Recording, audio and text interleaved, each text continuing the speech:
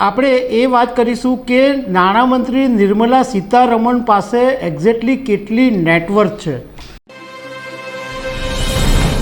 નમસ્કાર દર્શક મિત્રો, કેન્દ્રીય નાણામંત્રી નિર્મલા સીતારમણ અત્યારે ચર્ચામાં છે, કારણ કે તેમણે એક ઇન્ટરવ્યૂની અંદર એવું કીધું કે મને પાર્ટીએ તમિલનાડુ અથવા આંધ્રપ્રદેશમાંથી લોકસભાની ચૂંટણી લડવા માટે કહ્યું હતું, પરંતુ લોકસભાની ચૂંટણી લડવા માટે મારી પાસે પૂરતું ફંડ નથી, એટલે મેં ચૂંટણી લડવાનો ઇનકાર કર્યો છે। આપણે એ વાત કરીશું કે નાણામંત્રી નિર્મલા સીતારમણ પાસે એક્ઝેક્ટલી કેટલી નેટવર્થ છે।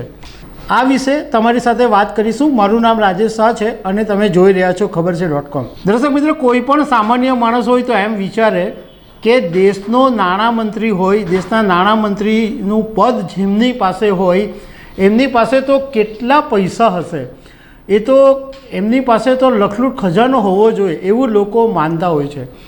પરંતુ નિર્મલા સીતારમણે જે એમની નેટવર્થ જાહેર કરેલી 2022માં જ્યારે તેઓ રાજ્યસભાના સાંસદ બન્યા ત્યારે જે નોમિનેશન ફોર્મ ભરેલું એમાં એમણે જે પોતાની સંપત્તિની વિગત આપી છે, તો એ જાણીને તમે એમ કહેશો કે આટલી જે નેટવર્થ છે એ ઉચ્ચ મધ્યમ વર્ગ પાસે હોઈ શકે એટલી છે।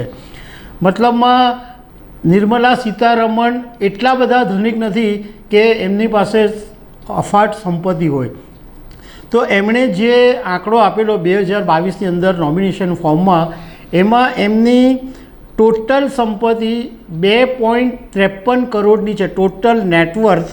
એમાં 1.87 કરોડ રૂપિયાની એમની સ્થાવર મિલકત છે, જ્યારે 65.55 લાખ રૂપિયાની એમની પાસે જંગમ મિલકત છે।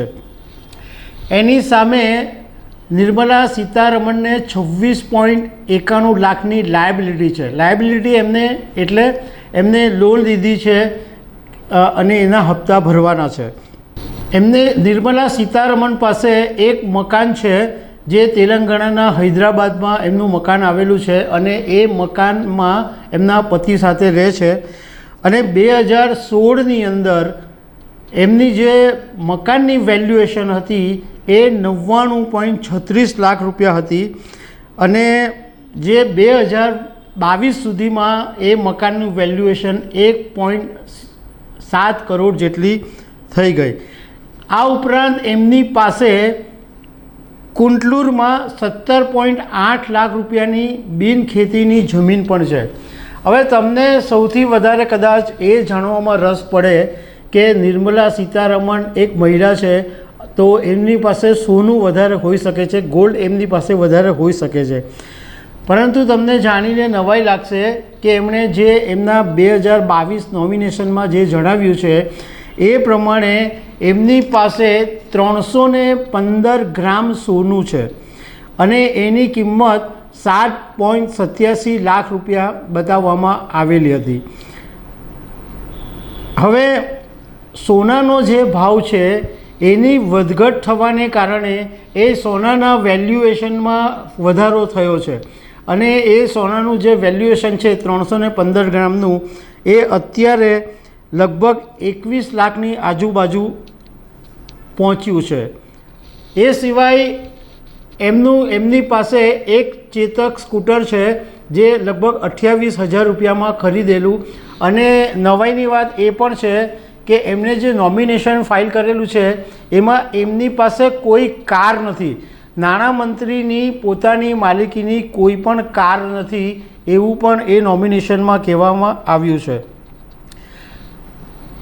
નિર્મલા સીતારમણે ચાંદીમાં થોડી ખરીદી કરેલી। 2016માં એમની પાસે 2 કિલો ચાંદી હતી, પરંતુ 2022 સુધીમાં એમણે બીજી 3 કિલો ચાંદી ખરીદેલી, એટલે ટોટલ એમની પાસે લગભગ 5 કિલો અને 282 ગ્રામ જેટલી ચાંદી છે। 2022માં 3.98 લાખ રૂપિયાની ચાંદી હોવાનું કહેવાય છે। બીજું એમની પાસે 2016માં જે બેંક ડિપોઝિટ હતી એમાં 6.77 લાખ રૂપિયા હતા, પણ 2022 સુધીમાં એમની ડિપોઝિટની અંદર 35.52 લાખ રૂપિયા છે।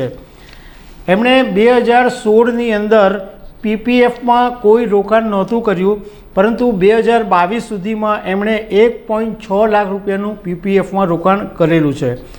2022 સુધીમાં એમની પાસે કેશ ઓન હેન્ડ એટલે કે રોકડા એમની પાસે માત્ર 7,350 રૂપિયા છે. બીજું તમને એ પણ જાણીને નવાઈ લાગશે કે નિર્મલા સીતારમણનો નાણામંત્રી તરીકેનો જે દર મહિને પગાર મળે છે એ 4 લાખ રૂપિયા છે. એમની પાસે એટલી બધી સંપત્તિ નથી કે લોકસભાની ચૂંટણી લડી શકે એવું એમણે એક નિવેદનની અંદર કીધું. તો દર્શક મિત્રો, આવી અનેક વાતો સાથે અમે તમને મળતા રહીશું. Thank you very much.